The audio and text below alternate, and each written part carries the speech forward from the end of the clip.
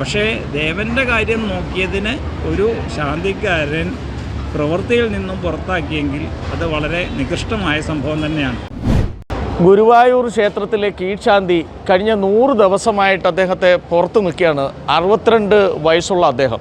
Guruvayur ദേവസ്വത്തിൻ്റെ CPIയുടെ പ്രതിനിധിയായ KP വിശ്വനാഥനും ഭാര്യയും പുലർച്ചെ നിർമാല്യം കാണാനെത്തിയപ്പോൾ ഗുരുവായൂരപ്പനെ കാണാൻ കഴിഞ്ഞില്ല, ആ നട വലിച്ചടച്ചു എന്ന് പറഞ്ഞുകൊണ്ട് പരാതിപ്പെടുകയും അവിടുത്തെ കീഴ്ശാന്തിയായ രാമൻ നമ്പൂതിരിയെ കഴിഞ്ഞ 100 ദിവസമായിട്ട് പുറത്താക്കിയിരിക്കുന്ന ഒരു കാഴ്ചയാണ് നമുക്ക് കാണാൻ കഴിഞ്ഞത്.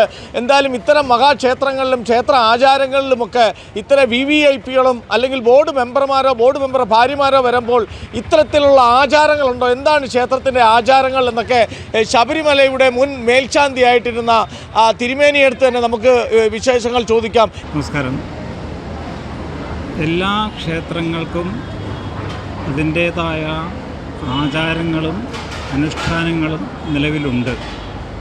അത് കൃത്യമായി പാലിക്കപ്പെടേണ്ടത് ദേവചൈതന്യം വർദ്ധിക്കുന്നതിനുള്ള കാരണമാണ്.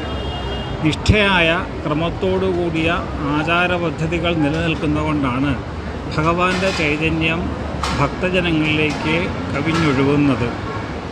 ഗുരുവായൂർ ഒരു സംഭവം ഇങ്ങനെ അറിയാൻ കഴിഞ്ഞു. അത് വളരെ സങ്കടകരമാണ്. ശാന്തിക്കാരൻ ആരാണ് തൊഴുന്നതെന്നൊന്നും ശ്രദ്ധിക്കാതെ അവൻ്റെ പ്രവൃത്തി ഭംഗിയായിട്ട് നിർവഹിച്ചു. അമ്പലത്തിൽ നടയടക്കേണ്ട സമയമുണ്ട്, നട തുറക്കേണ്ട സമയമുണ്ട്. അങ്ങനെയുള്ള ദേവനുമായിട്ട് നിവേദ്യവുമായിട്ടൊക്കെ ബന്ധപ്പെട്ട ക്രിയകളിൽ പ്രാവീണ്യമുള്ള ശാന്തിക്കാർ ഒരു ആളെ നോക്കിയിട്ട് അങ്ങനെ പ്രവർത്തിക്കും എന്ന് തോന്നുന്നില്ല. എന്താണ് സംഭവിച്ചതെന്ന് വാർത്താമാധ്യമങ്ങളിൽ കൂടി അറിയുള്ളൂ. പക്ഷേ ദേവൻ്റെ കാര്യം നിവർത്തിച്ചതിന് ഒരു ശാന്തിക്കാരൻ പുറത്തായി എന്ന് പറഞ്ഞാൽ അത് സങ്കടകരമായ ചിന്തനീയമായ ഒരു കാര്യമാണ്. അപ്പോൾ ഇന്ത്യൻ പ്രധാനമന്ത്രിയോ ഇന്ത്യൻ പ്രസിഡൻറ്റോ അതോ സുപ്രീം കോടതി ജഡ്ജിമാർ വന്നാൽ പോലും അവർ വരുന്ന സമയം നോക്കി ക്ഷേത്രം തുറന്നു വെക്കാറില്ലല്ലോ. അല്ല, ഈ ഭക്തിയാണ് അവിടെ പ്രധാനം, ഭക്തനാണ് പ്രധാനം. ഏതു ഭക്തൻ വന്നാലും അത് ദേവൻ്റെ ഇംഗിതത്തിന് അനുസരിച്ചാണ് ഭക്തൻ വരിക. ശബരിമലയിൽ ആദരണീയയായ ഇന്ത്യൻ പ്രസിഡന്റ് വന്നപ്പോഴും അത് അവിടുത്തെ പൂജാവിധികൾക്ക് ഒരു കോട്ടവും വരുത്താതെ ഉള്ള ഒരു സമയത്താണ് അവർ വന്ന് ദർശനം നടത്തി പോകുന്നത്. XY ആരാണെങ്കിലും ശരി, ഭഗവാനെ തൊഴാൻ വരുമ്പോൾ ഭക്തനാണ്. ഭക്തൻ ഭഗവാന്റെ ഇംഗിതത്തിനനുസരിച്ച് പ്രവർത്തിക്കുന്ന ആളാണ്. അതിന് ദേവൻ്റെ കാര്യം നോക്കാനാണ് ശാന്തിക്കാർ നിക്ഷിപ്തമായിരിക്കുന്നത്. ദേവൻ്റെയും ഭക്തജനങ്ങളുടെയും കാര്യം നോക്കണം. അദ്ദേഹം ദേവൻ്റെ പൂജയ്ക്ക് നടയടച്ചു, ദേവൻ്റെ പൂജയ്ക്ക് നട തുറന്നു. ആരാ വഴിയിൽ നിൽക്കുന്നതെന്ന് നോക്കുവാനുള്ളൊരു സാഹചര്യം അദ്ദേഹത്തിന് ഉണ്ടായില്ല എന്ന് തോന്നുന്നു. എന്താണ് സത്യസന്ധത എന്ന മാധ്യമങ്ങൾ മാത്രമേ പറഞ്ഞറിയുന്നുള്ളൂ. പക്ഷേ ദേവൻ്റെ കാര്യം നോക്കിയതിന് ഒരു ശാന്തിക്കാരൻ പ്രവൃത്തിയിൽ നിന്നും പുറത്താക്കിയെങ്കിൽ അത് വളരെ നികൃഷ്ടമായ സംഭവം തന്നെയാണ്. നന്ദി തിരുമേനി. ഭഗവാന്റെ കാര്യങ്ങൾ ചെയ്യാനും ഭക്തജനങ്ങൾ, ഈശ്വരവിശ്വാസമുള്ള ഭക്തജനങ്ങൾ, നമ്മൾ ക്ഷേത്ര ദർശനത്തിനുള്ള കൃത്യമായ സമയമുണ്ട്. നിർമാല്യ പൂജകൾ, അതിന് പൂജകൾ ചെയ്യേണ്ട സമയങ്ങളും സൗകര്യങ്ങളുമെല്ലാം ഉള്ള സമയവും അതിന് നട അടയ്ക്കുന്ന സമയമെല്ലാം ഭക്തജനങ്ങൾ അറിഞ്ഞു വേണം ക്ഷേത്രങ്ങളിൽ ചെല്ലാൻ.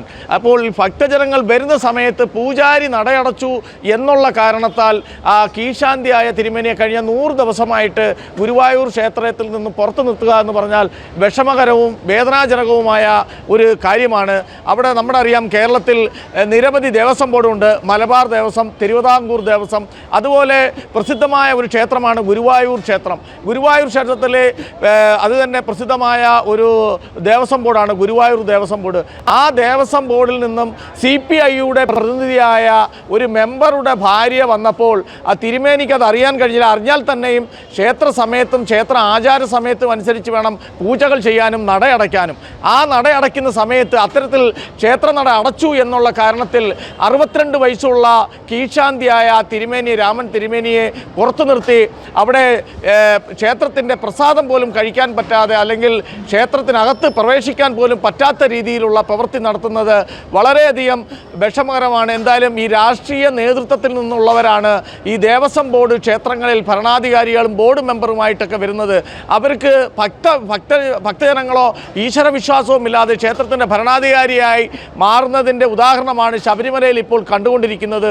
തീർച്ചയായിട്ടും ഇപ്പോൾ പുതിയ ദേവസ്വം ബോർഡ് പ്രസിഡൻ്റായിട്ട് തിരുവിതാംകൂർ ദേവസ്വം ബോർഡ് പ്രസിഡൻ്റായിട്ട് ശ്രീ ജയകുമാർ സാറിനെ പോലെയുള്ള രാഷ്ട്രീയക്കാരല്ലാത്ത ഈശ്വരവിശ്വാസികളായിട്ടുള്ള ഭഗവാന്റെയും ഭക്തജനങ്ങൾക്ക് ഭഗവാനെ കാണാനുമൊക്കെ കഴിവുള്ളവരും അതിനുള്ള സാഹചര്യം ഉണ്ടാക്കുന്നവരുമാകട്ടെ ഈ ദേവസ്വം ബോർഡുകളിൽ രാഷ്ട്രീയക്കാരായിട്ട് വിശ്വാസികളില്ലാത്തവർ ഇത്തരത്തിൽ വന്ന് ഈ തിരുമേനിമാരെയൊക്കെ ഇത്തരത്തിൽ പുറത്താക്കുകയും ഭക്തജനങ്ങൾക്ക് മണിക്കൂറുകളോളം ക്യൂ നിന്ന് അകത്ത് കയറി ഉണ്ണിക്കണ്ണനെ ഒരു നിമിഷം പോലും കാണാതെ പുറത്തു പോകേണ്ടി വരുന്ന ഒരു സമയമാണ്. പക്ഷെ അവിടുത്തെ സമയനിഷ്ഠ അനുസരിച്ചാണ് ജനങ്ങൾ മണിക്കൂറോളം കാത്തു നിന്നാണ് ഗുരുവായൂരപ്പനെ കാണുന്നത്.